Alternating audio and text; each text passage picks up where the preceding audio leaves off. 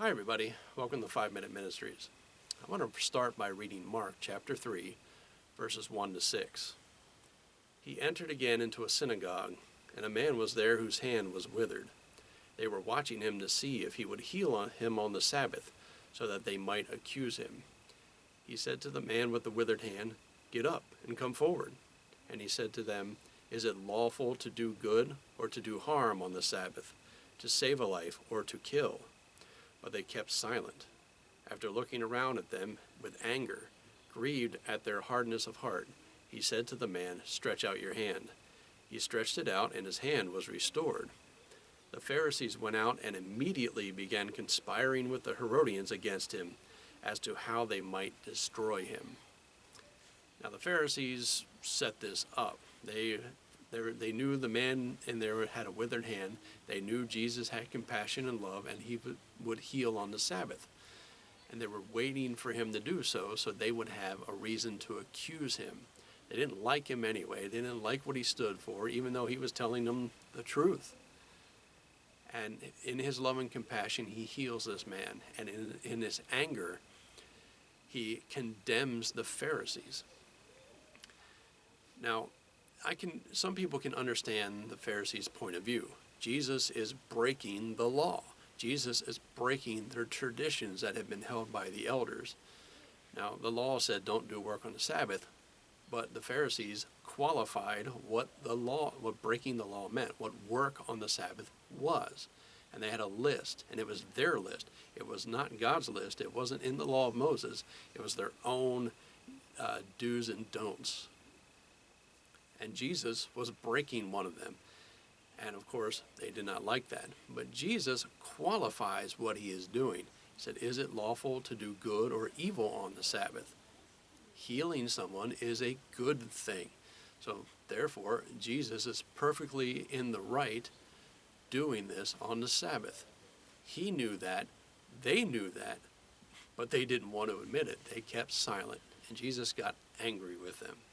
I bring this up because, unfortunately, even in the modern church, there are people who will hold a set of standards, and if others don't abide by those standards, they won't help anybody. They won't help the person who is associated with the LGBTQ community because they are associated with that community.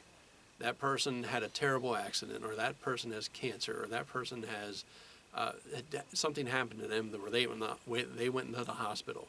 That is their just reward for their lifestyle. So I am not helping them. And that's definitely not a mentality that God promotes. He tells us to love those who hate us, to love those who don't agree with us, to show love, compassion, and mercy to those around us. And that includes the people with whom we disagree.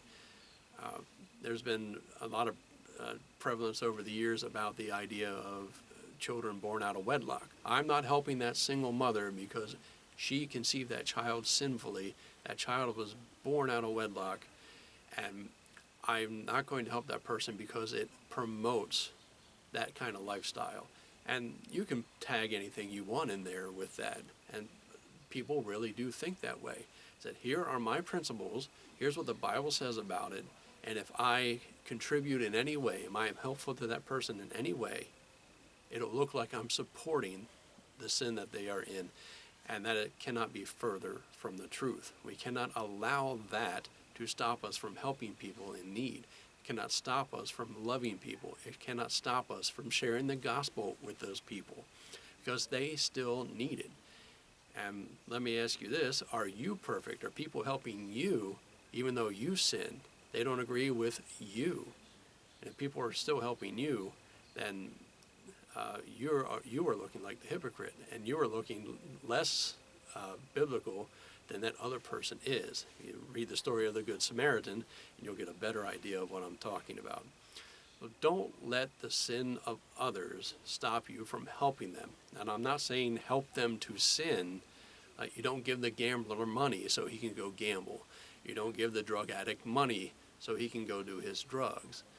You don't support the lifestyle. You support the person in need. Just because you're helping them does not mean you agree with them, because even Jesus did that. Remember, he ate with sinners and was accused of being a part of them. But he told them, these people are sick and they need the great physician.